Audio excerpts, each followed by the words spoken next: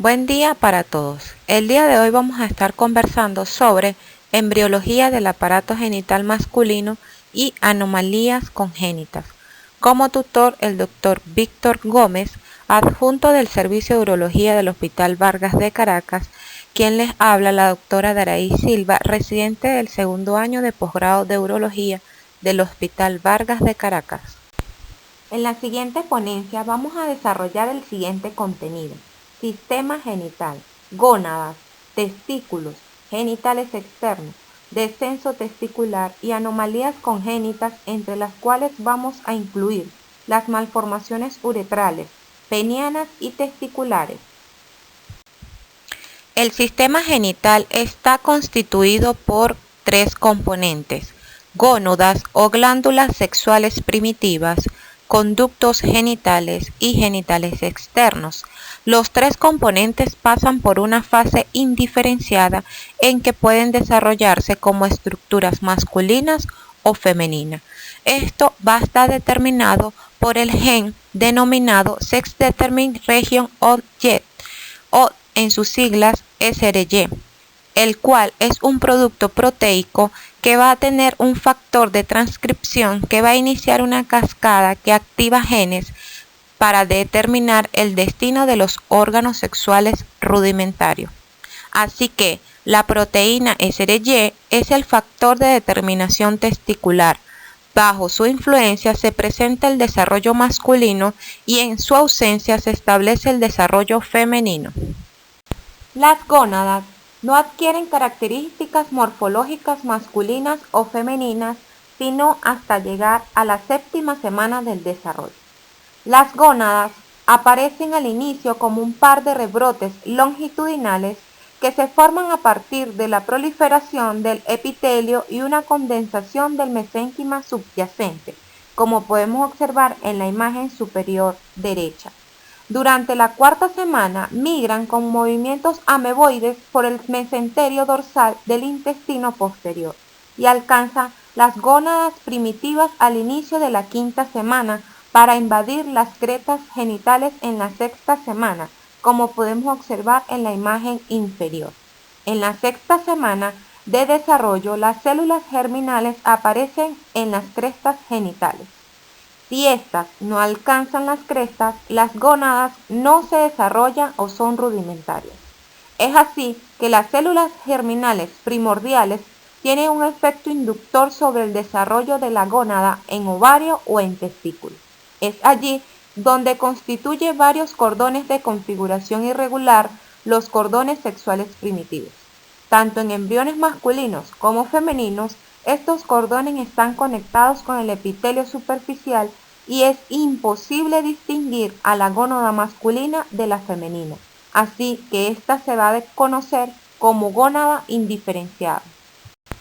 Es así que bajo la influencia del gen CRY en el cromosoma Y, que codifica el factor de determinación testicular, los cordones sexuales primitivos siguen proliferando y penetran en profundidad en la médula para constituir los cordones testiculares o medulares, como podemos observar en la imagen superior derecha.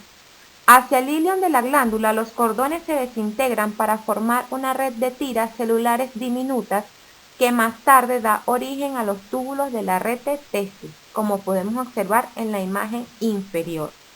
Al continuar el desarrollo, una capa densa de tejido conectivo fibroso, la túnica albugínea, separa los cordones testiculares del epitelio superficial. Durante el cuarto mes, los cordones testiculares adquieren una configuración en herradura y sus extremos quedan en continuidad con los de la rete testis. Los cordones testiculares están compuestos ahora por células germinales primitivas y células de Sertoli, derivadas del epitelio superficial de la glándula. Es así, las células del Leydig, que derivan del mesénquima original de la cresta gonadal, se ubican entre los cordones testiculares, y es a la octava semana de gestación las células de Leydig comienzan a producir testosterona, y el testículo puede influir sobre la diferenciación de los conductos genitales y los genitales externos. Los cordones testiculares se conservan como un tejido sólido hasta la pubertad. en que adquieren un lumen para constituir los túbulos seminíferos. Una vez que los túbulos seminíferos se canalizan, se unen a los túbulos de la rete testis, que a su vez penetran los conductillos eferentes. Es posterior que estos conductillos eferentes son las porciones de remanente de los túbulos excretores del sistema mesonéfrico.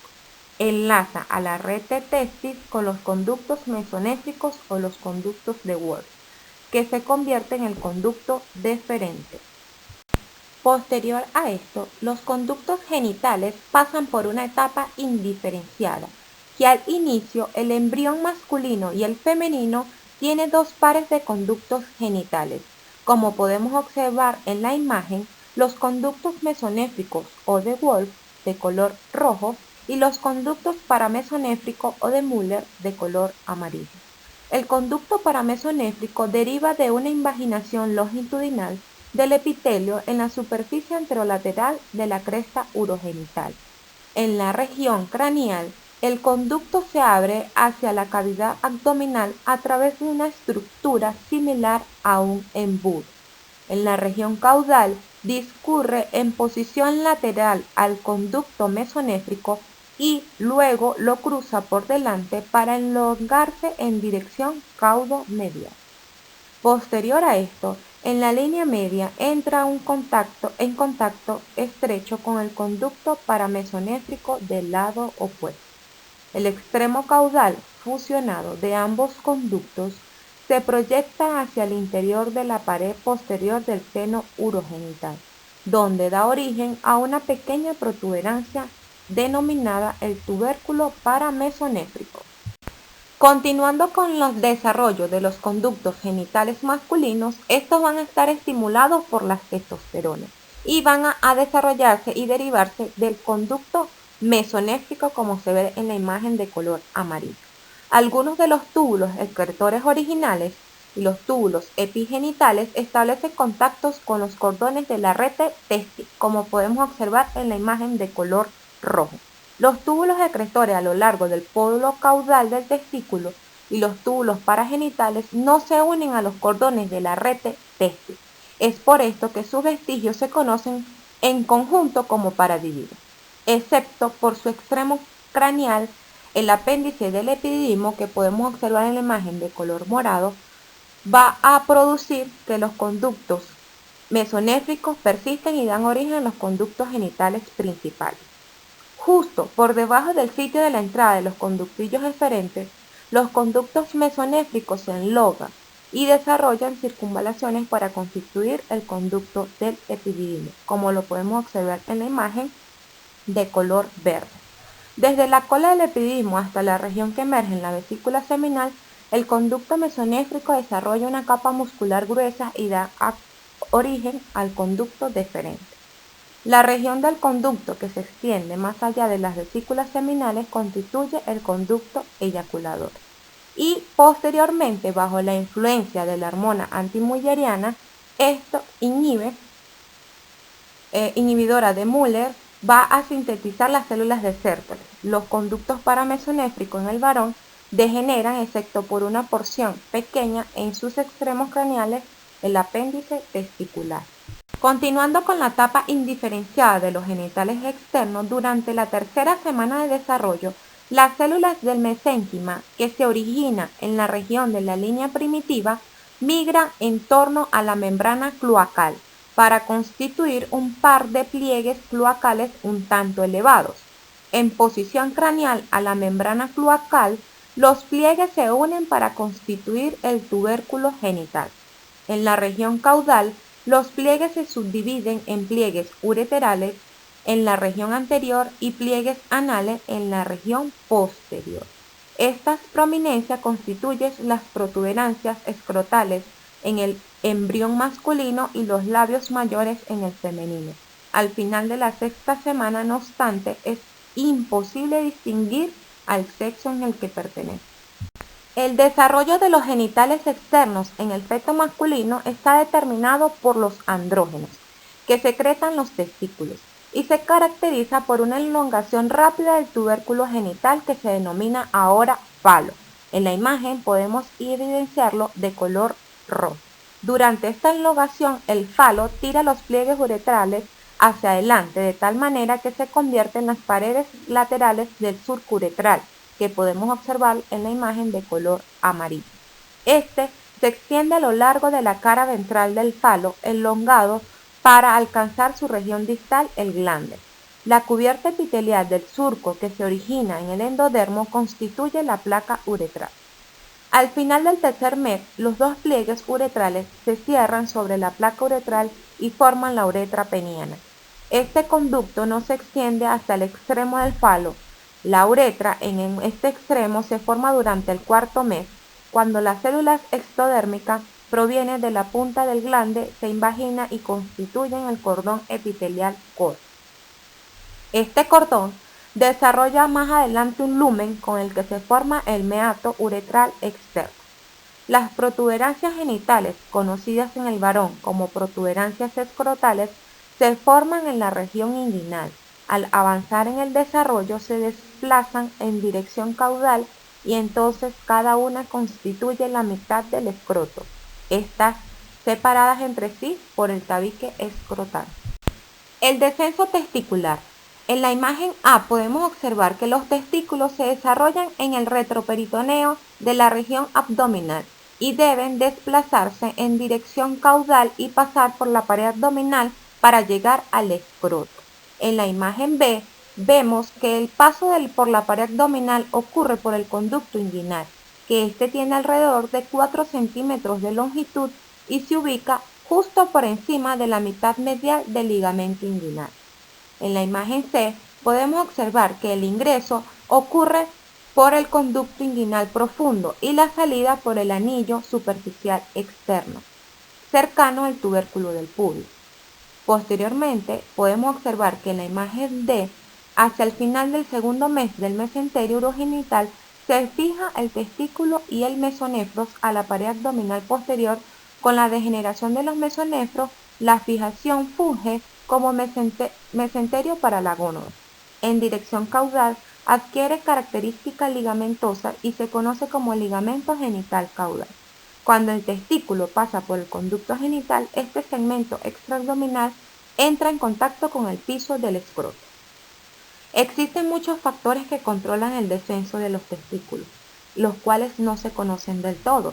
Sin embargo, al parecer, el crecimiento del segmento extraabdominal del gubernáculo da origen a la migración intraabdominal. Además, el incremento de la presión intraabdominal por el crecimiento de los órganos inducen su paso por el conducto inguinal y que la regresión de la porción extraabdominal del gubernáculo permite que se complete el desplazamiento del testículo hacia el escroto. Por lo normal, los testículos llegan a la región inguinal alrededor de la semana número 12 de gestación. Han migrado por el conducto inguinal a las 28 semanas y han llegado al escroto a las 33 semanas.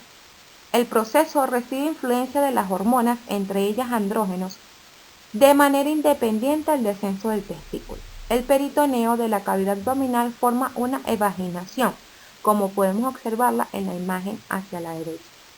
Esta invaginación es el proceso vaginal, sigue el curso del gubernáculo testicular hasta las protuberancias escrotales.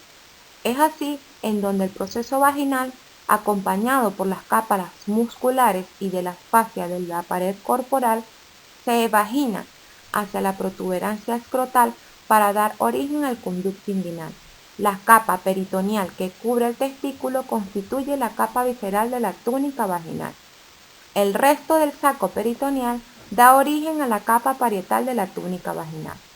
El conducto estrecho que conecta el lumen del proceso vaginal con la cavidad peritoneal experimenta obliteraciones antes del nacimiento o pocos después. Además de estar cubierto por capas del peritoneo derivadas del proceso vaginal, el testículo queda rodeado por las capas que derivan de la pared abdominal anterior a través de la cual pasa. Es así como la fascia transversal constituye la fascia espermática interna. El músculo oblicuo del abdomen da origen a la fascia y el músculo cremastérico, y el músculo oblicuo externo del abdomen constituye la fascia espermática externa. El músculo transverso del abdomen no forma alguna capa debido a que forma un arco sobre esta región y no está en el trayecto de la migración. Es así que, conociendo las etapas de diferenciación embriológica en el aparato reproductor masculino, comenzamos con las anomalías genitales, que éstas se definen como una serie de condiciones que se caracterizan por alteraciones morfológicas en los órganos reproductores. Comenzando con las malformaciones uretrales, tenemos que la hipospadia se trata de una malformación en la que el meato uretral es ectópico y se encuentra en la cara ventral del pene. Por lo general, el pene está poco desarrollado y curvado. Su etiología se produce por la inadecuada producción de andrógenos o por un déficit de receptores. Continuando con las malformaciones uretrales, tenemos la epispadia. Se denomina así cuando el meato se encuentra en posición dorsal, frecuentemente asociado a extrofia vesical. Su etiología, el tubérculo genital se desarrolla de forma más dorsal y como consecuencia, cuando se rompe la membrana urogenital, el seno urogenital se abre en la superficie dorsal del pene. Entre las otras malformaciones que podemos evidenciar encontramos las válvulas, que no es más que un obstáculo a nivel del verum montano que se puede producir una obstrucción importante. A su vez, se clasifican en tres tipos. Tipo 1 del verum hacia la uretra, tipo 2 del verum hacia el cuello vesical y tipo 3 es un diafragma con orificio central. Al final, el tratamiento consiste en realizar una resección transuretral de la válvula. Entre otras características de malformaciones congénitas podemos encontrar la hipertrofia del verum montano, que esta es un vestigio de los conductos de Müller, también conocido por utrículo prostático, que a sus laterales desembocan los conductos eyaculadores. Entre otras tenemos pólipos uretrales, estenosis uretral, divertículo uretral y estenosis de meato uretral. Los pólipos son neoformaciones que se originan en la superficie de la mucosa de la uretra posterior y son lesiones exofísticas benignas poco frecuentes. La estenosis uretral, cuando se desarrolla, causa obstrucción en alguna parte de la longitud de la uretra y puede manifestarse de manera similar a las válvulas uretrales, las cuales pueden causar síntomas de obstrucción del tracto de salida o persistencia al uretra. Los divertículos uretrales es la dilatación sacular localizada a la uretra, que se comunica con la verdadera luz uretral. Es una entidad clínicamente rara en la población masculina. La estenosis del meato uretral se caracteriza por una cicatriz estrecha en el orificio externo de la uretra que restringe la salida de orina desde la vejiga y que puede generar complicaciones en el tracto urinario. Entre las malformaciones genitales masculinas penianas observamos varias alteraciones, entre ellas, frenillo corto, consiste en un acortamiento del pliegue de la piel que une la cara inferior con la superficie interior del prepucio. Es excesivamente corto e impide que el prepucio se retraiga. Entre otras tenemos fimosis. Se denomina así cuando existe un prepucio que cubre todo el glande y no se puede retraer. Entre otras, duplicación. Se desarrolla debido a la falta de fusión de las dos partes del tubérculo genital. Esto origina un pene doble. Se puede asociar extrofia, ano imperforado y anomalías del aparato urinario. La curvatura se produce por un crecimiento desigual de los dos cuerpos cavernosos del pene. El grado de curvatura varía dependiendo de la diferencia de tamaño entre uno y otro.